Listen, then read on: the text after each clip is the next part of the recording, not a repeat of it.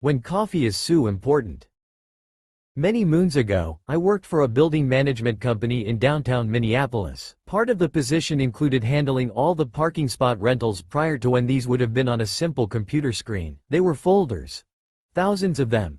Updated manually with who paid what, whose check didn't clear, blah blah blah. I worked for an eastern New Jersey dude named Frank who was a narcissistic jerk on his nice days and an absolutely heinous individual on his bad days. He's thirsty for coffee one day shortly after I returned from lunch, so he picks up his cup and taps it on his desk. Annoying, I know, Tori, coffee. I am on my way to the back room with about 2 feet of files, so I call out, I'll be right with you, Frank. I take 2 steps, and he retaps, Tori, coffee. I walk back the 7 steps to his office to show him my heavy load, thinking he might not have heard me. I'll be right with you, Frank. I turn and take 1 step out of his office, Tori. 3 loud bangs on the desk, coffee.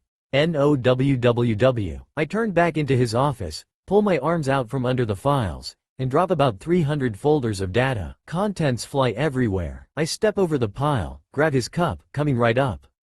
I said as sweetly as possible. After filling his cup and dumping about a half cup of sugar in it, I brought the syrupy goop back to him and slam it on his desk. Sickly sweet black coffee spilling on his appointment calendar, his white shirt and blue tie, and across his leather chair. While he was sputtering, I walked back to my desk, made a quick phone call to my lunch appointment and accepted the job they had offered me that I was deliberating. I was working for the new company 22 minutes later. I ran into one of my former coworkers a few months later, and she told me he had already been through 4 others in the position. Apparently, nobody wants to get coffee for jerks anymore.